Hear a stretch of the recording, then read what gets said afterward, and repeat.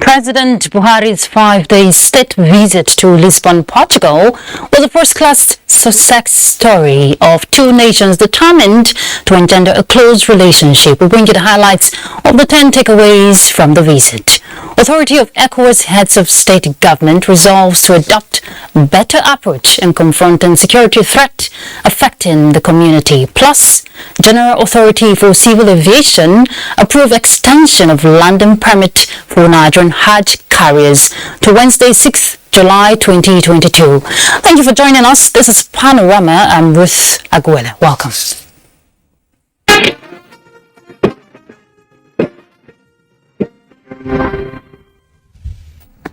President Muhammadu Buhari's 5-day state visit to Lisbon, Portugal was a first-class success story of two determined nations to engender a close relationship. Senior Special Assistant to the President on Media and Publicity, Garba Shehu, highlights 10 takeaways from the visit, including signing of 8 bilateral agreements in the areas of political consultations, diplomatic training, research and exchange of information and documentation, cooperation in the field of culture, women and girls development, empowerment and gender affairs, youth and sports.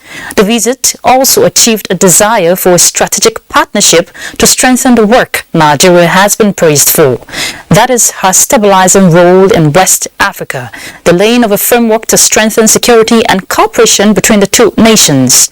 Nigeria and Portugal, the statement added, have equally identified a common interest in the transatlantic gas pipeline, the Kano-Maradi railway line being constructed by a Portuguese company, and Portugal recognizing Nigeria as one of the 5 centers for vaccine production in Africa. In the area of sports, the choice of Jose Peseiro, the Portuguese coach of the Super Eagles, Nigeria struck yet another positive chord that resonates politically and diplomatically.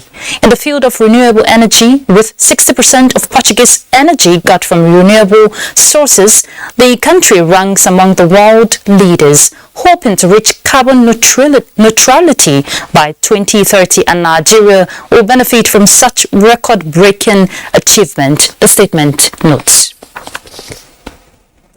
The authority of ECOWAS heads of state and government say they have resolved to adopt a better approach in confronting security threat affecting the community. Now this, they added, include new wave of attacks in coastal countries. At the 64th Ordinary Session in Accra, the West African Power Bloc also elected Guinea-Bissau President Umaru Sissoco Embalo as new chairman of the Authority of Heads of State and Government. Foreign Desk Correspondent Usman Aliyu reports.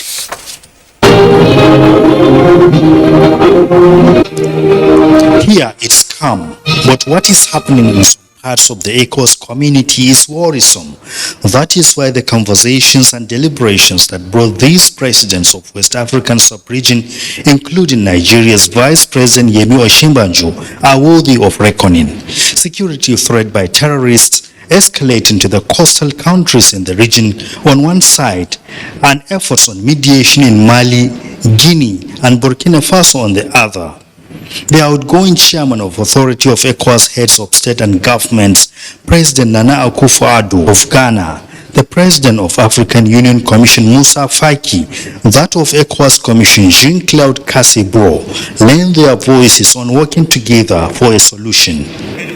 It is imperative for us to continue to implement our regional action plan against terrorism and to coordinate our various security initiatives. This will reinforce our collective response to this destabilizing threat. Leaders of the ECOWAS community also reviewed the diplomacy, projected economic growth with improved trade integration in the sub-region.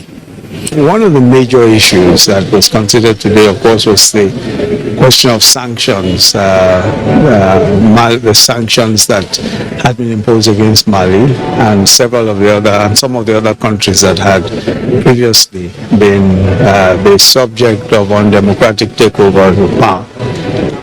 And I think that cheering news was that Mali, the sanctions against Mali were lifted, with financial and commercial sanctions were lifted. That's just one aspect of the sanctions. And we expect to see progress in terms of transition to democracy, to civil rule again. Reclaiming of African cultural goods and artifacts from other parts of the world was also celebrated as great achievements, while setting targets and commitment for the future of the community under other improved development indices. Authority.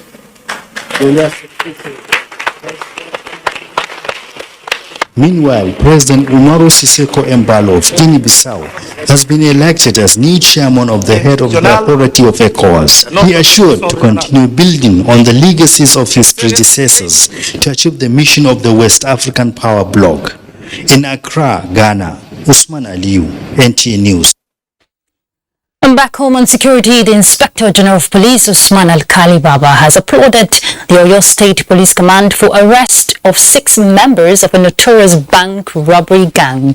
A statement by the Force Public Relations Officer Olumuyiwa Adejobi says the suspects were arrested after concluding plans to execute a bank robbery attack on a new generation bank within the Ibadan metropolis, Oyo State. Similarly, the IGP also commended the intelligence response team for successfully arresting 5 members of a fraud syndicate who specializes in hacking into bank accounts of individuals and corporate bodies to steal monies.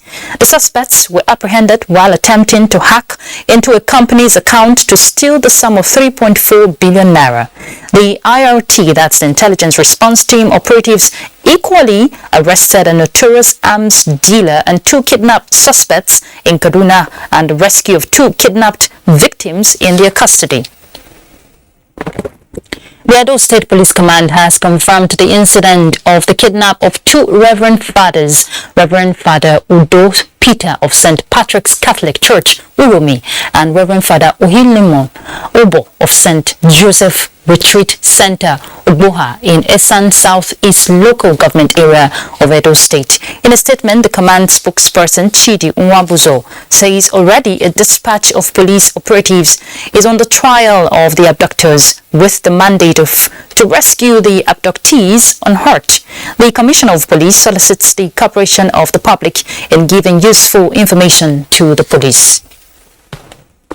More Christian, faithful and religious leaders in Benin City have joined in condemning the incessant kidnapping and killing of religious leaders in the country. Now, they want the government to step up its game in ensuring security of lives and property. Let's get details from Joy Ebo.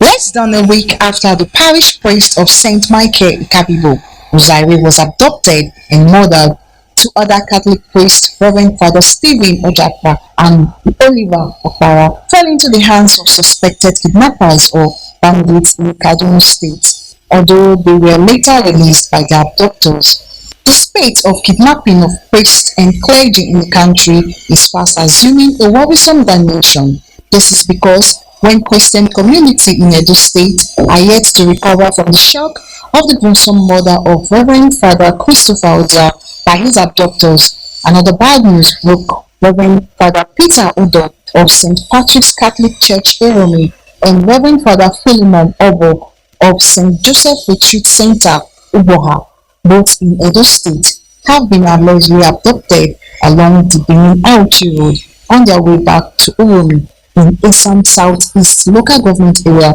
of Edo State. The kidnapping issue has become something that is so rampant. If men of God, people who are revered in the society, are going through this, I wonder what the men, women, children out there, what they are going through. I appeal to the government, let them come to the aid of the people.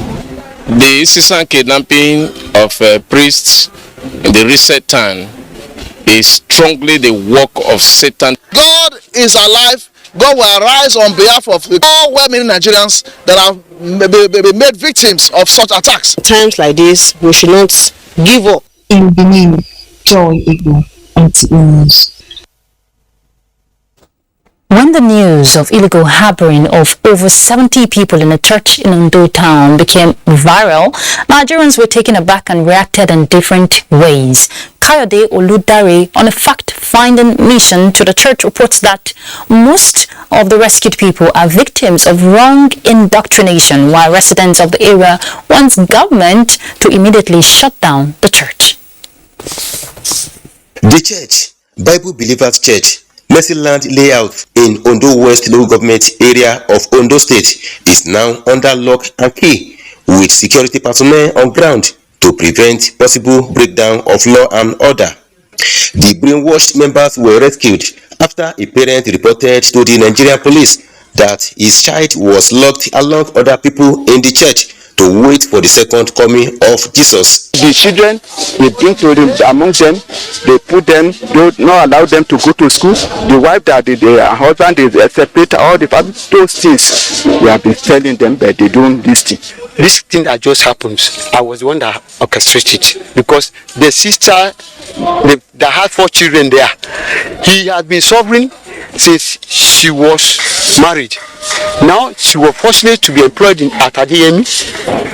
Yeah, they said she should relieve her of the work. The children do it again. Every night in the midnight, noise making. All these children will be making noise, and we have met them severally verbally to complain about unrest that have been given to the public, but to no correction. Oluwafenmi Kehinde, who is a former member of the church, said her children have been hypnotized. She wants government and relevant authorities to help her reunite with her children. This church, you can't build house, rapture. You can't say you want to do name rapture. Your property, sell it, rapture. Don't work, don't go to school. Everything they are do like that. One man, where did they call Peter Ozumasu? Now they use spiritual power. You use spiritual power. So camp all these children so that they don't know their mother. Make government help me to rescue all the children. NTA News made effort without success to gain access into the basement of the church where the over 70 people were harbored. The Nigeria Police Ondo State Command had on 1st of July rescued 77 people, including children, teenagers and adults from where they were kept to wait for the second coming of Jesus in September.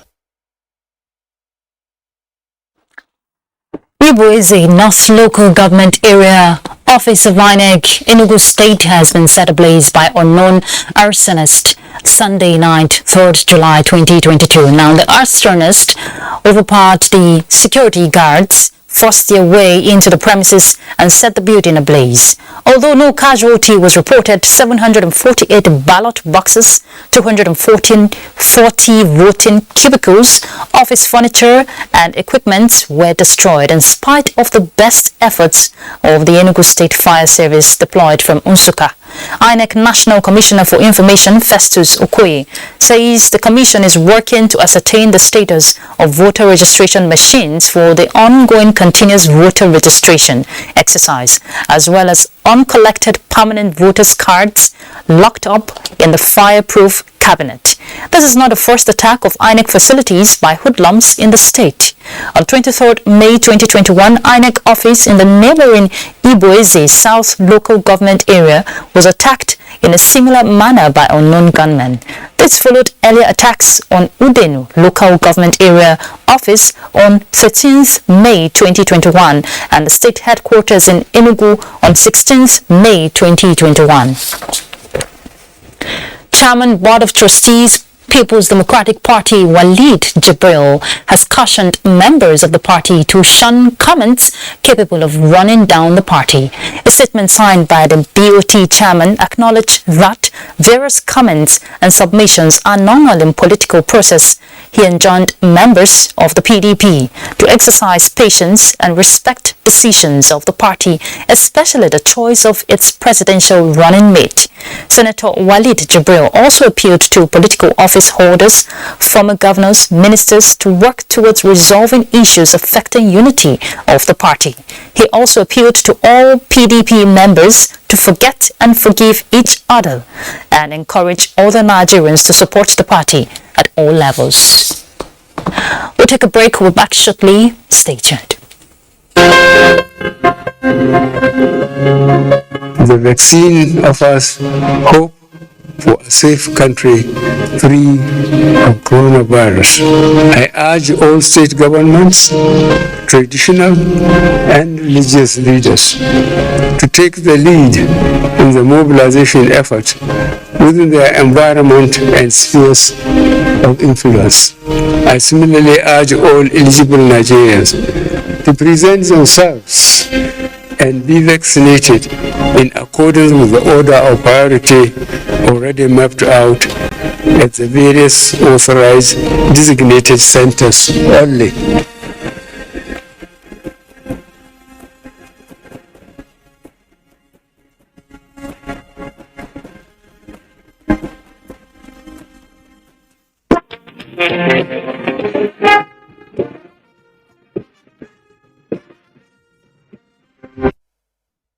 Welcome back. The General Authority for Civil Aviation has approved extension of landing permit for Nigerian Hajj carriers to Wednesday, 6th July 2022. Saudi airports were slated to close by Sunday, 3rd July. The extension will commence from 4th to 6th of one of the airlines, while 4th and 5th have been approved for another. In a statement, Assistant Director of Public Affairs, National Hajj Commission of Nigeria, NACON, Fatima Sansa Usara, the Commission sought the extension to enable it airlift the remaining pilgrims into the kingdom for 2022 Hajj. Of the 43,008 pilgrims expected to perform this year's Hajj from Nigeria, 27,359 have been flown to the kingdom by Sunday, the 3rd of July. Similarly, over 5,000 out of the 8,097 tour operators pilgrims with valid visas were airlifted through scheduled flights. The statement further indicates that the extension was necessitated by excessive flight cancellations and delays arising from inability to secure BTA insufficient funds for visas, unavailable PCR test results also. NACON once again reiterates that, God willing, no pilgrim will be left behind, regretting any inconveniences pilgrims might have experienced during the period. President Muhammadu Buhari's administration to improve power generation in the country has received yet another boost with the approval for the construction of a power substation in Akwa Ibom State, with residents in Cross River and Abia states benefiting too. Immediate past senior special advisor to the president on Niger Delta affairs, Senator Ita Enang, made this known while receiving government's delegation from the Federal Ministry of Power and Contractors. Senator Enang says the project is in fulfillment of President's vowed commitment to further establish the federal government's presence in Akwa Ibom State. The project site is going to take, let's say, the one area of land that is 300 by 300 square meters.